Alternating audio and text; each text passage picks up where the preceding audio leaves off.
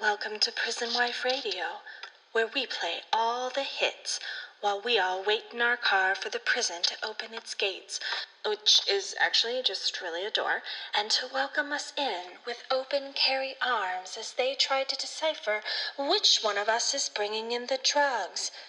Spoiler alert, it's the COs. I'm your host, Myra, and if you're out there listening, show some love.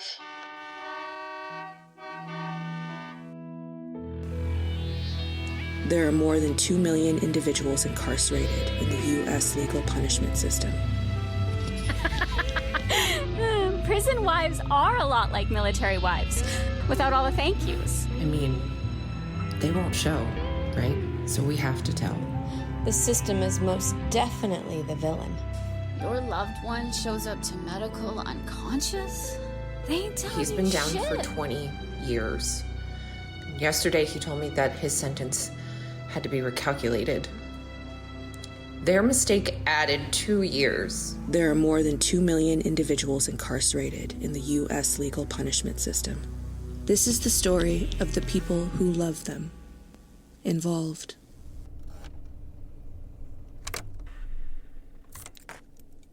"245 days until my husband comes home. Well, not home, work release home, but honestly, that's a step closer to home.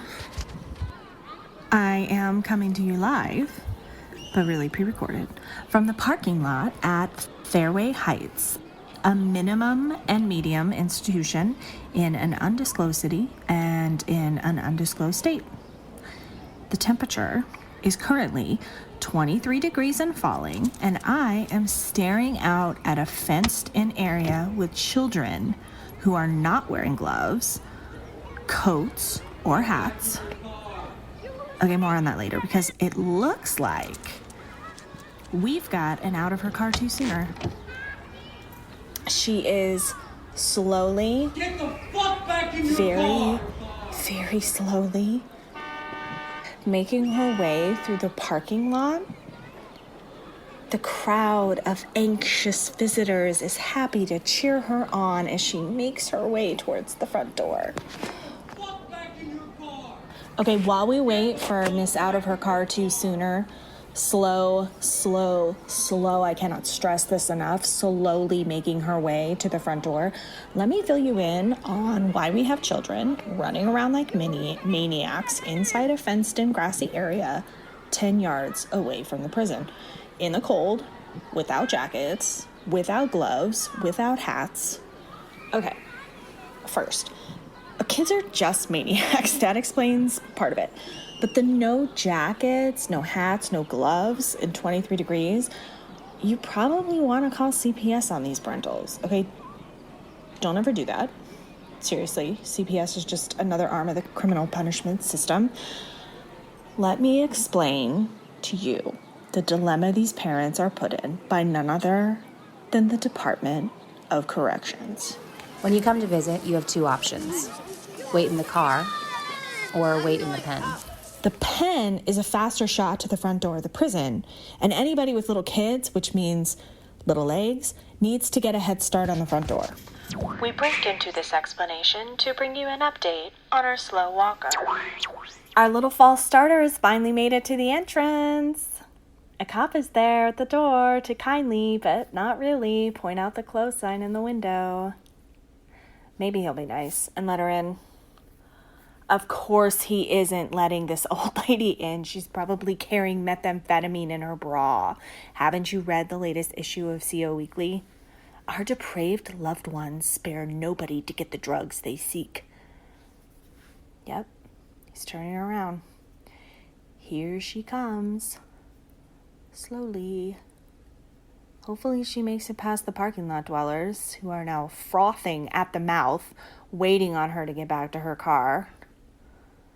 It isn't called Theirway Heights Prison for nothing. It doesn't matter if you're 20 or 80.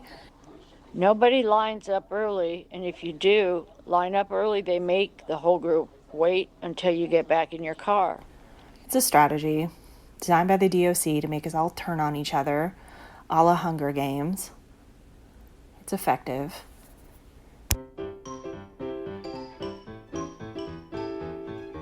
parking. There's a strategy to it. And it's dependent on how fast you can speed walk to the front door, which is roughly 10 to 30 yards away, depending on your parking spot. If you're a speed walking champion, capable of breaking Olympic world records, and I believe we do have some in our midst, you can go right ahead and show up 2 minutes before visiting starts and park in the furthest reaches of the parking lot. But if you're slow, or have children, or use a walker, or use a wheelchair, you need to get here at least a half an hour early to get a primo parking spot. It doesn't have to be this way. I mean, even the airport allows for early boarding of those with kids and disabilities. I'm a pretty fast walker, so I get here about 10 minutes early for day visits during the week and about 20 minutes early for night and weekend visits. You have to remain in your car, otherwise they won't open visiting, as our sweet old lady just demonstrated. Okay, she's getting back in her car now. And when that happens, she has to have the door closed. They'll flip the close sign and hundreds of people will exit their cars, speed walking. No running or you can't visit. Speed walking towards the door. Pushing, dragging children with their little legs, falling sometimes, not stopping to help each other up. It's every person for themselves out there.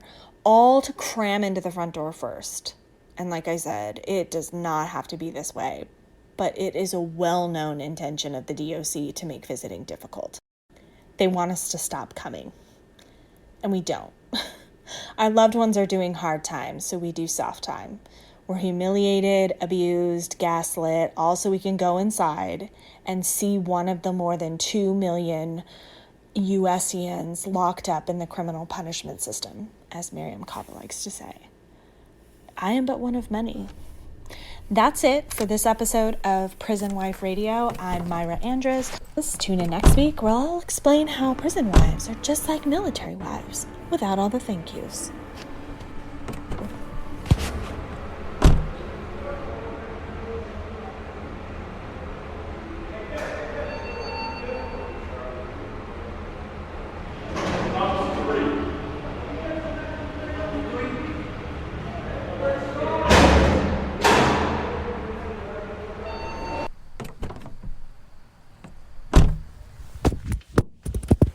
Listener, I'm back in the car, and sad to report no visiting for me for the foreseeable future. They took him to the hole, so if he isn't on phone restriction, I'll hear from him in 24 hours, maybe. Phones could be out. And I'm not sure which rotation he'll be on, morning or evening calls. Which means I will look like a maniac for the next 24 hours, gripping my phone, keeping it with me everywhere, the bathroom, my team meeting. I'll pick up the phone in the middle of any conversation or interaction and exit the room like Flash Gordon. This is called learning to live as a high-functioning, generally anxious person.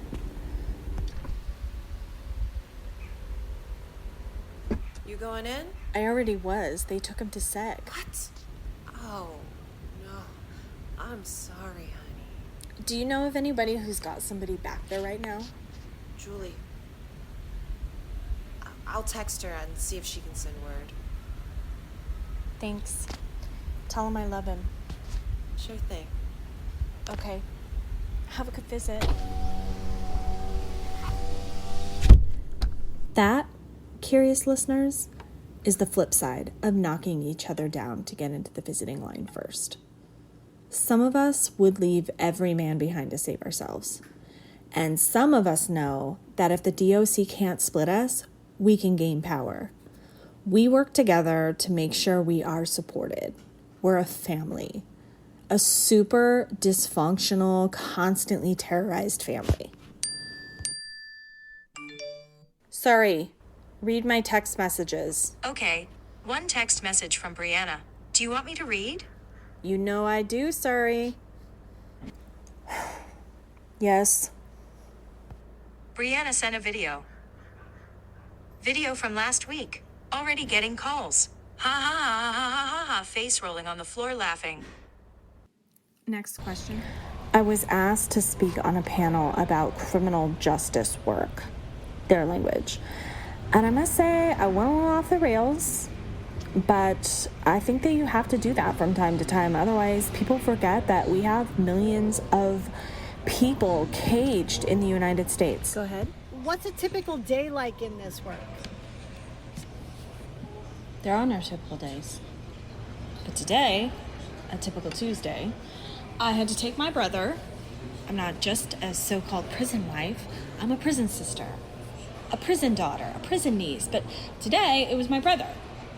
I had to take him to mental health court, where I watched a room full of self-congratulating fuck-alls in suits pat themselves on the back for a job well done because they made some program graduates read essays aloud to a courtroom full of prosecutors and public pretenders.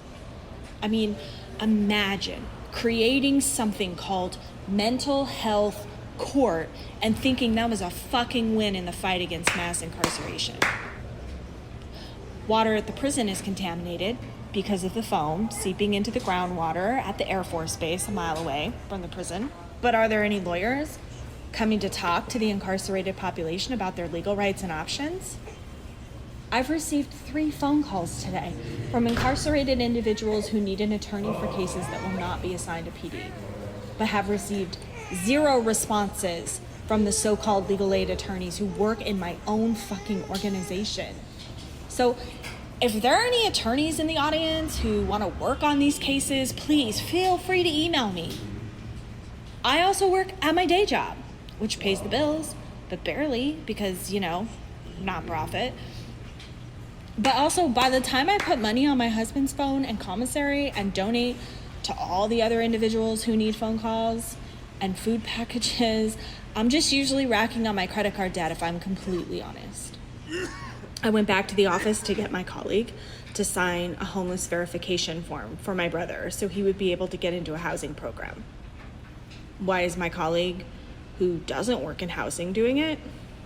Because his actual mental health court case manager, who is basically just a cop with a fucking bachelor's degree, wouldn't. So that's on us, the families. We do our jobs, their jobs, all the jobs. Every day there's a new bill we have to read and make comments on, money to give to our loved ones and others' loved ones, depending on who's in need. Panels, unpaid, I'll add. We come here to educate you all about what's actually fucking happening. And then when we get done, you come up to us, and what's your takeaway after all this information? You ask us 1 or 2 questions. Are you worried he's gonna get raped? Or how do you have a relationship without sex? I couldn't do it. Every single time, it's exhausting. Prison wives and prison loved ones are relentless and resourceful, and while we are unpaid and unacknowledged, and may I add, thanks to terrible shows like Love After Lockup, thought to be unstable and crazy, we are overwhelmed with work and underwhelmed with support from people in power, people with money, people with privilege. We are battling every fucking day, applying band-aids to gushing wounds, while we lose every battle in a never-ending war against the prison industrial complex. That's what every day is like. It's soul-crushing, anxiety-inducing, and with that, I'll end by saying we need you in the battle, not cheerleading on the sidelines, posting shit on Instagram. Do that, sure. But get in here and be a fucking comrade, which means tie your fate to ours. And only then are we really going to get to a place where abolition is possible. Get it!